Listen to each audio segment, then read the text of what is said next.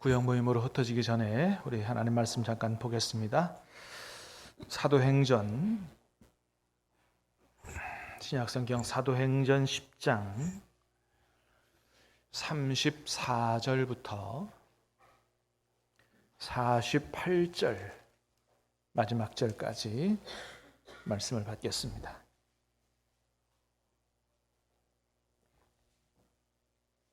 사도행전 10장 34절부터입니다.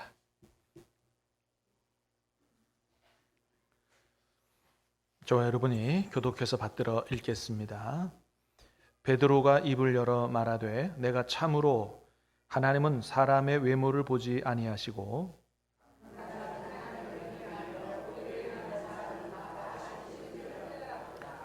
만유의 주 되신 예수 그리스도로 말미암아 화평의 복음을 전하사 이스라엘 자손들에게 보내신 말씀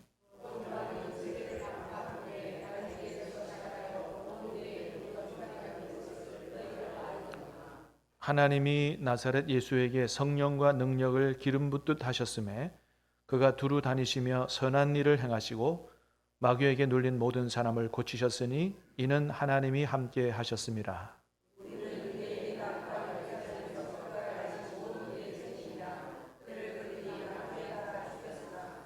하나님이 사흘 만에 다시 살리사 나타내시되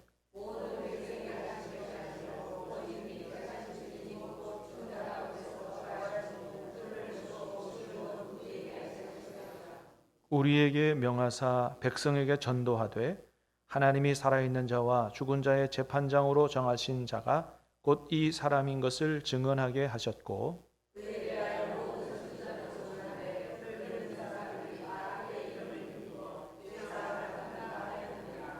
베드로가 이 말을 할 때에 성령이 말씀 듣는 모든 사람에게 내려오시니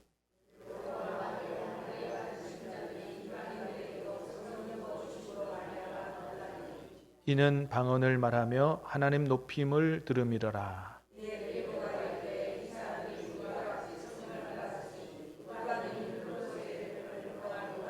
같이 읽습니다. 영하여 예수 그리스도의 이름으로 세례를 베풀라 하니라. 그들이 베드로에게 며칠 더 머물기를 청하니라. 아멘. 할렐루야. 오늘 하나님 은혜 가운데 우리 전도 초청 주일 아침 예배 잘 드렸습니다. 몇 분이 왔다 가시는지는 제가 아직 못 들었는데 혹시 선물 100명 정도. 예. 오늘 초청돼서 오신 분들이 한 100분 정도 되신답니다. 매년 하는 일이지만 이번엔 얼마나 오실까 걱정이 좀 되긴 했는데 그래도 여러분 100명이 넘게 왔으면 많이 온 거죠. 예. 정말 수고 많으셨고 음식 준비하시느라 선물 준비하시느라 그동안 여러분 기도하고 전도하시느라 수고 많으셨습니다. 여러분 모두에게 우리 한번 박수하겠습니다. 우리로 하여금 이 일을 잘 하게 하신 하나님께 영광의 박수.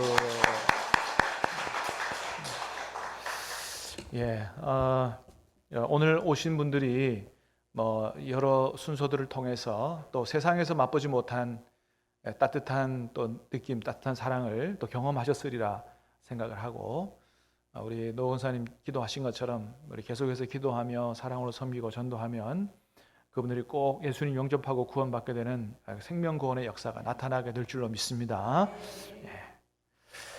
자, 오늘 우리가 읽은 말씀은 너무 잘 아는 말씀이죠. 하나님께서 베드로 통해서 이방인 고넬료를 구원하시는 그런 내용인데 오늘 말씀 가운데서 우리가 좀 눈여겨보아야 될 그런 말씀이 몇 구절 있죠. 자, 34절, 35절 한번 같이 볼까요? 34절, 35절 시작. 베드로가 입을 열어 말하되 내가 참으로 하나님은 사람의 외모를 보지 아니하시고 각 나라 중 하나님을 경외하며 의를 행하는 사람은 다 받으시는 줄 깨달았도다. 자, 베드로가 입을 열어 말하되 뭐라고 말해요? 내가 참으로 하나님은 사람의 외모를 보지 아니하시고. 자, 하나님은 어떤 분이시라고요? 사람의 외모를 보지 않으시는 분이다. 이 외모가 이 외모만 얘기하는 게 아니고, 예. 만일에 하나님이 잘생긴 사람만 구원한다. 그러면 어떻게 할 뻔했어요, 그죠? 보니까 여러분은 다 합격이야. 나는 이제 걱정이 되는 거죠. 예. 근데 외모를 보지 않으시고, 이 외모뿐만 아니고 뭐라고요? 사람의 외적인 조건을 보지 않으신다는 거죠. 흑인이든 백인이든 황인종이든 아무런 차별이 없으시다. 아프리카에서 태어났든 동남아에서 태어났든 미국에서 태어났든 차별이 없으시다. 그거 안 보시는 분이라는 거죠. 남자로 태어났든지 여자로 태어났든지 많이 배웠든지 덜 배웠든지 부자든지 가난하든지, 예, 모든 사람을 하나님이 동등하게 보신다. 그래서 35절 보니까 뭐라 그랬어요? 각 나라 중 하나님을 경외하며 이를 행하는 사람은 다 받으시는 줄 깨달았다. 각 나라 중 어떤 나라 제외되는 나라 없다는 거죠. 그래서 하나님이 구원하시고자 하시는 모든 대상은 세상의 모든 나라, 모든 사람이다. 그래서 우리가 절대로 저런 사람은 안 돼. 하나님은 저 사람은 안 구원하실 거야. 이런 어떤 차별적인 생각을 절대로 가지면 안 된다라고 하는 겁니다. 오늘 본문을 기록하고 있는 옛날 유대인들 사회에서는 그런 생각을 가졌다는 거죠. 유대인 자신들이 구원받은 백성이고 이방인 다른 사람들은 구원 못 받은 백성이라고 생각을 했어요. 그래서 이방인과 유대인은 굉장한 장벽이 있었고 유대인은 굉장한 특권의식, 이방인을 차별하는 생각 속에서 살아갔다는 거죠. 근데 베드로를 통해서 그게 아니라는 사실을 이 사도행전 10장에서 분명히 말씀하고 계시는 거예요. 베드로가 깨달았어요. 하나님은 사람을 외모로 보시지 아니하시고 각 나라 중에 정말 하나님을 사모하는 사람을 다 구원하시고 받으시는 분이다. 그래서 우리 또한 이제 이 세상을 살아가면서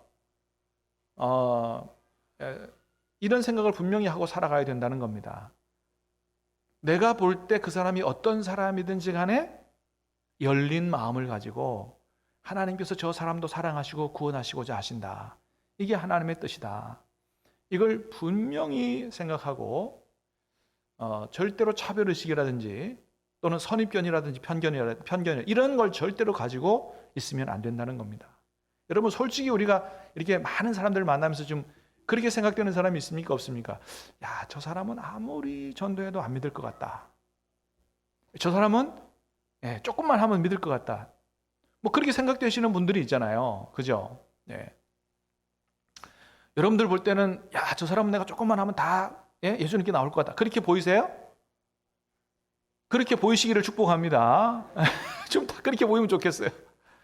근데 이제 그렇지 않은 사람들이 있거든요. 그런데 그렇게 생각하고 그렇게 부정적으로 생각하고 멀리하거나 전도의 대상에서 제외하면 안 된다. 우리 주변에 있는 모든 사람들이 나와 가까이 만나는 사람들은 하나님이 나보고 전도하고 구원하라고 붙여준 전도 대상자요. 우리를 넘어서서 저기 동남아든지 저는 아프리카든지 하나님이 모든 사람을 다 구원하시기를 원하신다. 라고 확실히 깨달아 알고 믿는 저와 여러분 될 수 있기를 주님의 이름으로 축복합니다. 제 경험에도 그렇더라고요. 제 경험에도.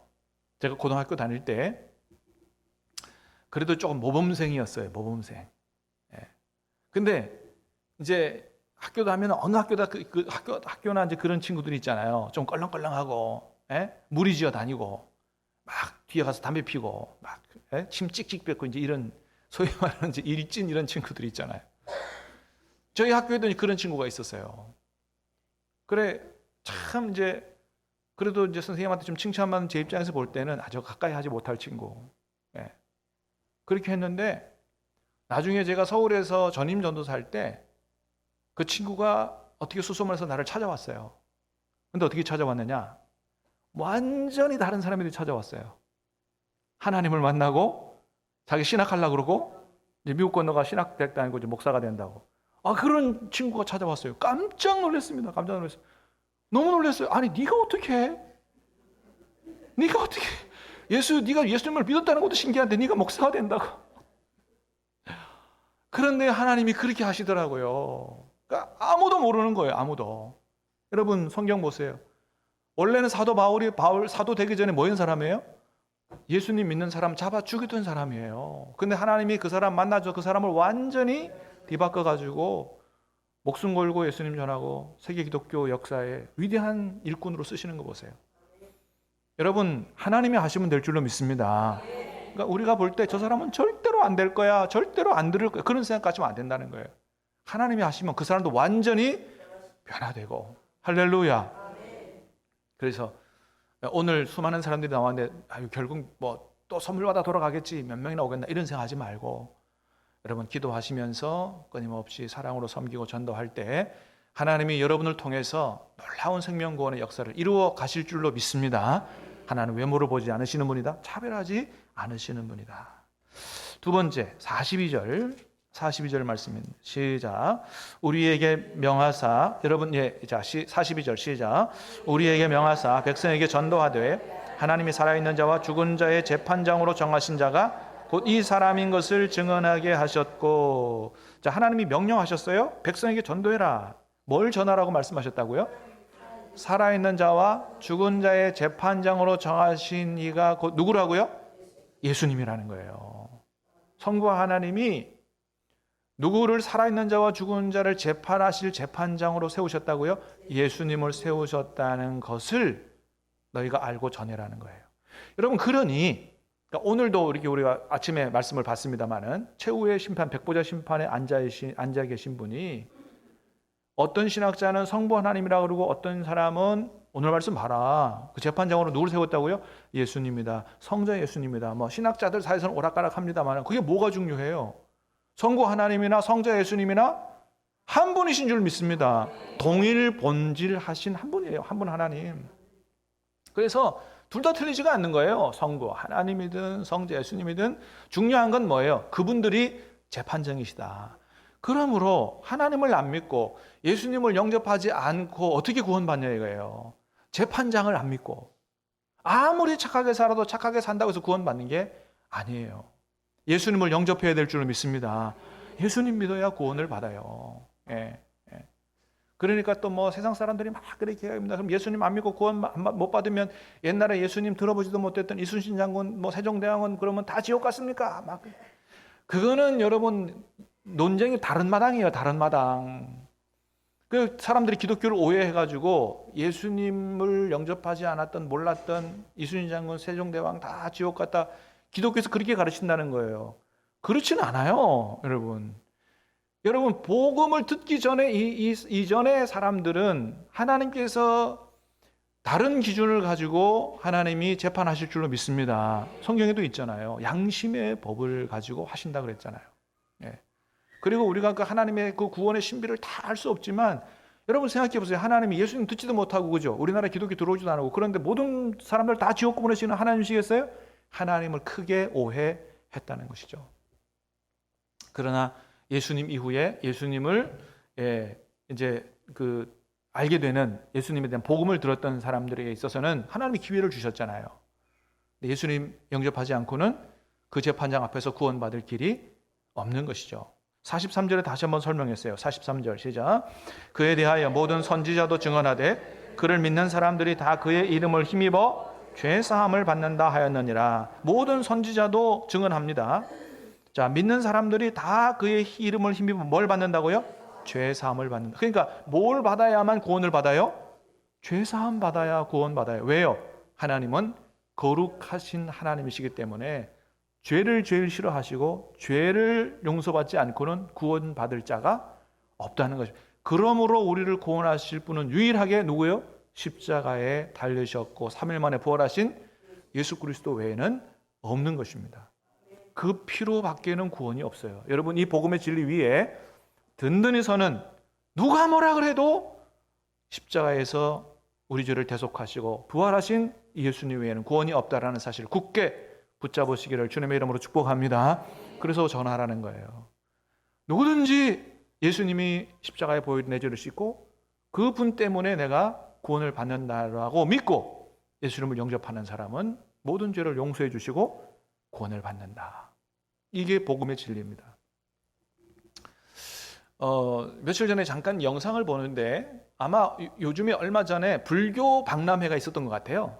불교 박람회에 서서 나와 강연하는 어떤 스님, 스라 그러면 안 되죠. 스님이, 그러니까 이제 거기 불교 박람회에 나와서 강연할 정도의 스님이면 그 불교계에서 꽤 명망 있는, 인정하는 이런 분이 강사로 오지 않겠어요? 그분이 질문을 하는 거예요. 여기 불교 박람회에 오신 분들이니까 다 이제 그래도 불자들이 아닐 거예요. 이 중에서 부처님을 믿는 사람 손 들어봐라 그랬어요. 부처님 믿는 사람 손 들어봐라. 그러니까 한 20% 손들더래요. 그래서 하는 말이 뭐냐면, 참 우리 불교는 신기하다고. 부처님도 믿지 않는 사람들이 왜 그렇게 절에 오는지 참 신기하다고. 그러면서 하는 말이, 만일 여기가 교회 박람회다 그래가지고 교회 다니는 사람들 다 모아놓고 예수님을 믿는 사람 손들어라면 100% 될 거라고. 그러면서 하는 말이 뭐냐 그러냐면, 원래 불교는 부처님을 믿는 종교가 아니라는 겁니다. 부처님은 한 번도 자기가 불자들에게 나를 믿으라고 가르쳐 준 적이 없다는 겁니다. 그러니까 그분은요, 불교를 정확히 아는 분이에요. 불교는 부처를 믿는 종교가 아닙니다. 믿음으로 구원받는 종교가 아닙니다. 부처님이 가르쳐 준 건 뭐냐 하면, 나를 믿으라가 아니고 뭐예요? 너 자신을 믿으라. 그분의 얘기입니다. 그 스님 얘기예요. 너 자신을 믿으라고 했지 나를 믿으라고 한 적이 없다는 거예요. 맞죠? 부처는 자기 자신을 믿고 끊임없는 수련을 통해서 돌을 닦아서 자기가 열반에 이르러 부처가 되는 거거든요. 그러니까 누구의 노력으로 구원받는 거예요? 그렇습니다. 불교는 자기의 노력으로 구원받는 종교, 구원받는 게 아니고 구원받는다고 얘기하는 종교가 불교입니다. 이게 기독교와 불교의 차이라는 거예요. 스님이 하는 얘기입니다. 불교는 자기 노력으로 구원받는 종교예요. 기독교는 예수님 믿어서 구원받는 종교다. 왜? 예수님이 우리가 안 되는 것을 대신 십자가 지시고 해결해 주시고 손 붙잡으면 구원해 주시는 종교가 기독교라 이거죠. 여러분, 이 사실을 좀 세상 사람들이 바짝 알면 어느 종교를 택하겠어요? 자기 스스로를 믿는 종교를 택하겠어요? 아니면 예수님, 나는 안 되니 예수님께서 나를 구원해 주신다, 예수님 믿으면 구원받는다, 어느 종교를 택하겠어요? 여러분, 예수님 붙잡지 않겠어요? 여러분은 어떻게 하겠어요? 나 자신을 믿고 구원받고 싶어요? 나는 그건 죽어도 안 될 것 같아. 내가 안 되니 어떻게 해요? 전능하신 하나님이 예수님 통해서 우리를 구원해 주시는 거예요. 여러분, 우리는 부족하고 연약하지만 예수님의 손을 붙잡고 예수님을 믿고 영접하면 우리 죄 용서받고 반드시 구원받게 될 줄로 믿습니다. 불교하고 비교 대조해서 말씀해 주세요. 여러분 주변에. 불교는 부처님 믿어갖고 복받고 구원받는 종교가 아니라고. 그렇습니다.